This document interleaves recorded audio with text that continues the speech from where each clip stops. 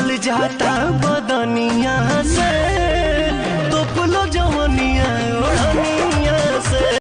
तू कहा तो पवन सिंह से बात करी हम, तू कहा तो खेसारी से बात करी हम। उनकर पहिले से मैं हर बाटे जीजा, उनकर पहिले से मैं हर बाटे जीजा।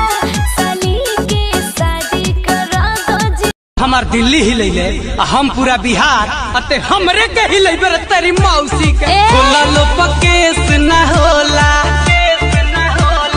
बाबू साहेब के हटोला खोला। खुश नसीब होगा जो भी मुझे पाएगा, ऐसा नौबत नहीं आएगा जहिया लड़कों का माथा फिर जाएगा, लड़कियों का बाजार गिर जाएगा। क्या तोहरा प्यार में पागल की दीवाना हो गइल, तू हंस के बोला लुए जान, दिलवा में दर्द बोल।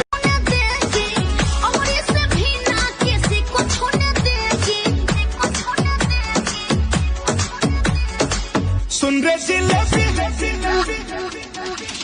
सुन रे जिलेबी, सुन रे। छोटी छोटी बात पर मुंह न फुलावा, कत न करीला प्यार नहीं अजमावा। कोई सत जिया बस सुनाए मोर पगड़ो, तोहरा से दूर जग जाई बता। अरे छाती पर लगा के फोटो।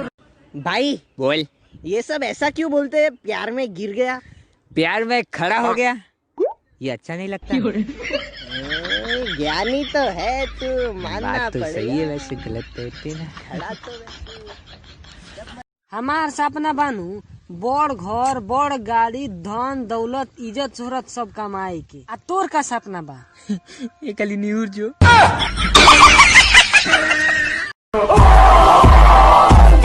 तुम की जाने प्यार मेरा लागतावे बड़ी डर, पकड़ाई गइल बनी जन जहिया से।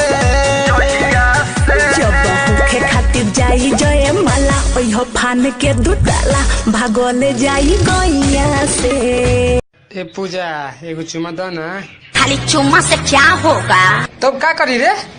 चुम्मा लेना पाप है, और चुम्मा छोटा पाप है। तू अपन बाबू के बोलावा तनी। अपन लाइफ बनावो कुछ करो ना बबुआ, अपन जिंदगी बनावो कुछ करो ना बबुआ।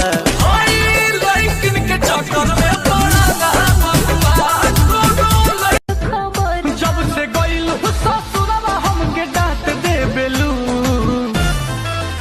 भिरी बाटे महराद हमरा होता दर्द, फोन कहिला पकाट दे बेलू। तनी दे दो पला है सवारकी के ले जा। पत्नी मन खेरे, अरे तो कैसन चाहिए? गरमी में ओकरा ही लगली, पोकरा ही लगली, बाल फूलल बाटे देखे में नहीं लगली। झलको तो भीतरी सामान है समीज के, रखले उघार बारू तो पे बोलो चीज के, ओवर ब्रिज के। पवन जी, हम रउआ से बहुत प्यार करीला। बहुत प्यार करते हैं तुमको। हाँ, नजर में किसी से लड़ाऊंगी, किसी से भी दिल न लगाऊंगी, कभी डलेगा ना अपना ईमान। प्यार की चार दीवारी में जब फंस जा।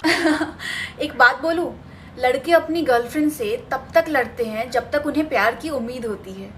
जिस दिन उम्मीद खत्म, उस दिन लड़ाई भी खत्म।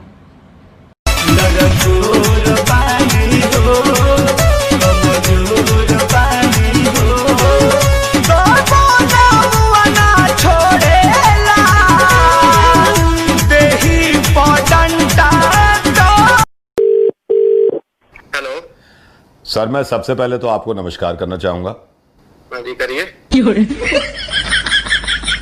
नमस्कार सर। नमस्कार।